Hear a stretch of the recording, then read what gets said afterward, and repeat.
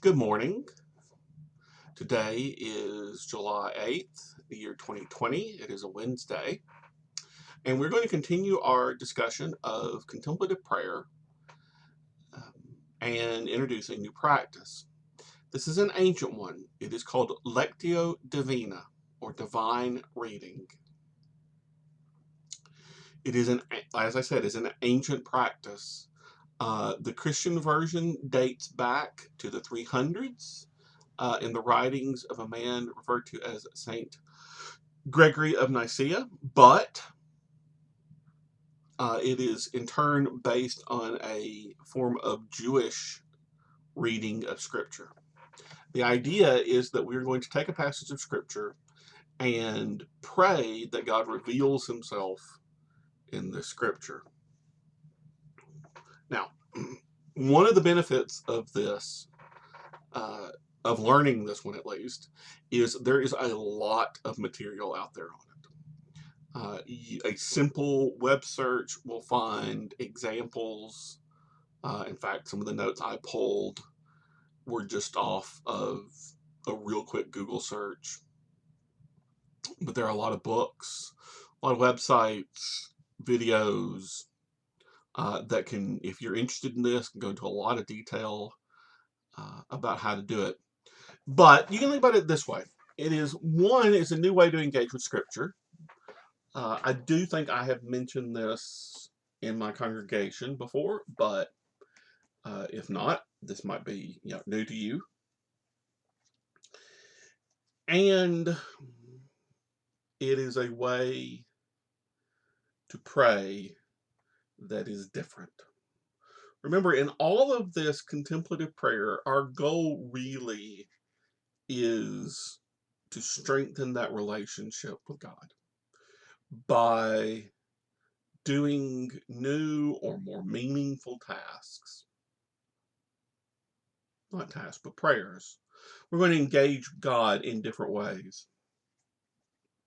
And so, one of the things we're going to do is this Lectio Divina.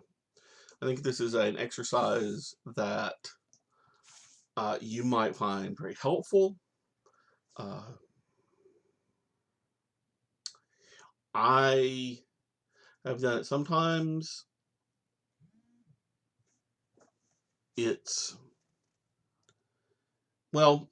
Sometimes it's. I'm going to talk about the point where it might hang up a little bit. So, for now, uh, set aside 20 to 30 minutes for this first time. Lectio Divina can be done in worship and done much shorter than this, but I think for the full benefit, you're going to want to take your time with it. I'm sure eventually you will discover how how long this is maybe going to take you. Well, you might be surprised. But right now, set aside 20 or 30 minutes. And the first thing you're going to do is really employ some of those earlier techniques we talked about finding a silent, quiet place. Okay, that's not really even a step in the Lectio Divina. That's an assumption that we're going to make at the beginning. That you have created that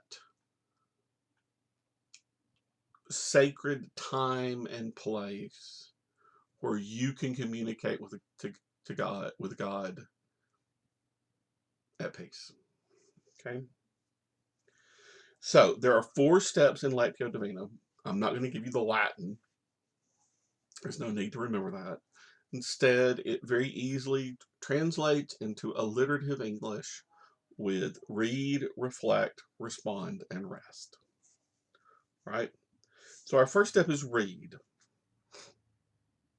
We're going to take a short passage of Scripture and we're going to wind up reading it 3 times, maybe more.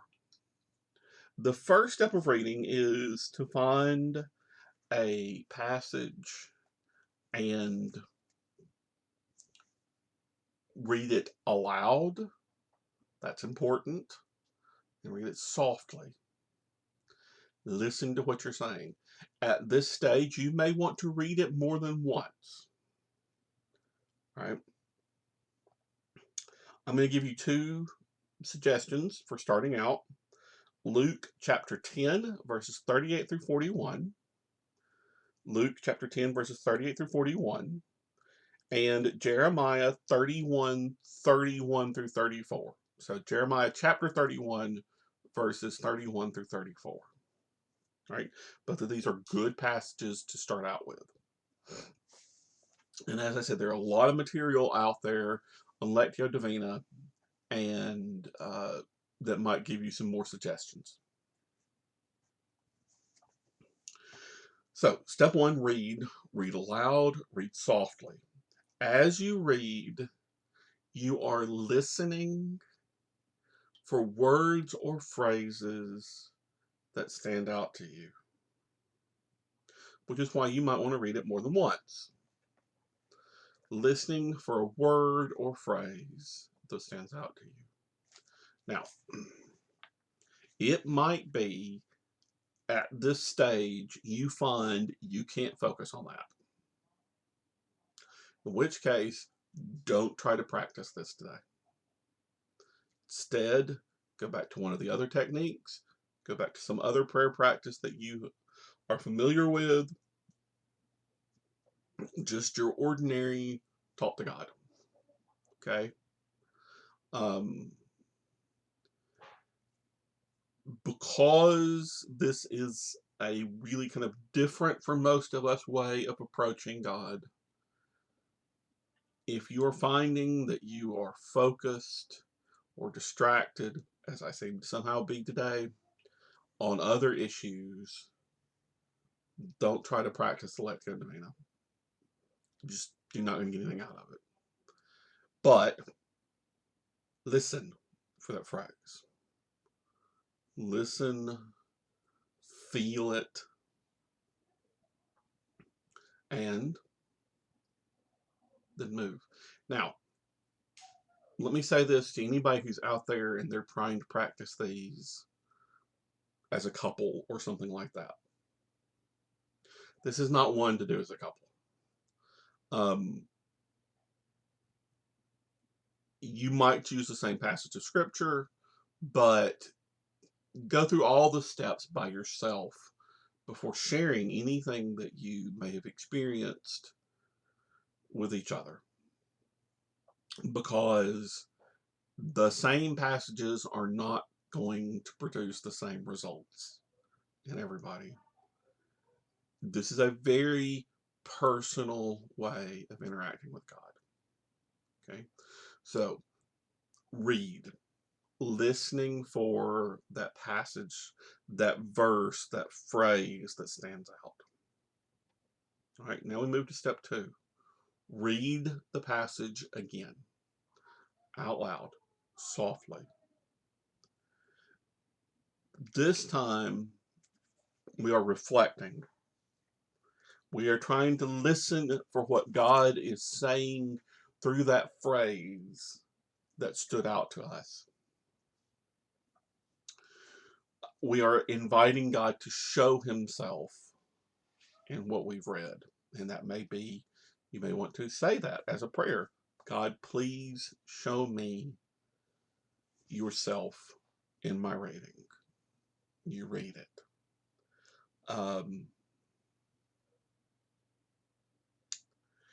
Now, this one's often the hard part for me, because I am trained to analyze and teach. The seminary tradition I come from was very much not this. It was very rational, reformed, analyze the text, think about the meaning of words, figure it out. It's a very cerebral kind of methodology. And I'm asking you not to be cerebral. I'm asking you to feel what God is saying, to listen, to think about emotions, to ask yourself questions about if the passage brings up, as Luke 10 might, sitting at Jesus's feet. What does that mean to me? How do I sit at Jesus's feet? How do I resist sitting at Jesus's feet? This is not analysis in terms of analyzing the passage. It is reflecting on what you read. Looking in a mirror, using the text as a mirror to see yourself and what God might be saying to you in this passage. Step 3 is respond. Again, read the passage aloud, softly. You might find that word or phrase that has stood out and repeat it a couple of times. Now, in response, there are a couple of things you can do. If you have taken up the practice of a prayer journal, you might want to write down what you have felt through a journal entry. You may simply want to pray in response to I would suggest praying and journaling if you're going to do the journaling. I know people who sing in part of their prayer life. They respond to God that way. That's who they are. But this is in some ways the culmination, the climax of this experience, this Lectio Divina. It is, I have come looking for God. God has spoken to me. I am responding to God. And once you've accomplished that, the last thing you do is rest. This might be the majority of your time. This is quiet contemplation. You are not praying. You've already said what you need to say to God. You're not using any meditative techniques. You are simply resting. Maybe you are repeating the phrase or word, or even the passage, but you are resting in it. Deep breaths, quiet contemplation. Now, hopefully this is a new way for you to engage in Scripture, and a new practice. Today's lesson is very short, but it is one of those things that it's going to require practice and effort on your part, I think, to get the full benefit of it.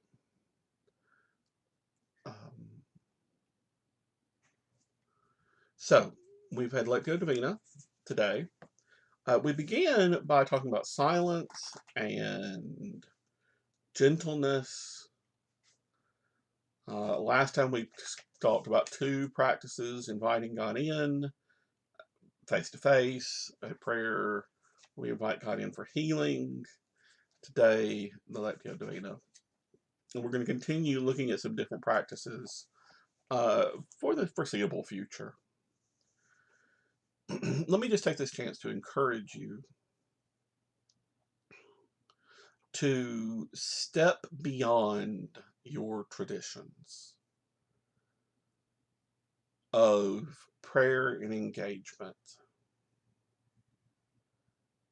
That by looking for God's voice in different places, in different ways, might and will give you new insights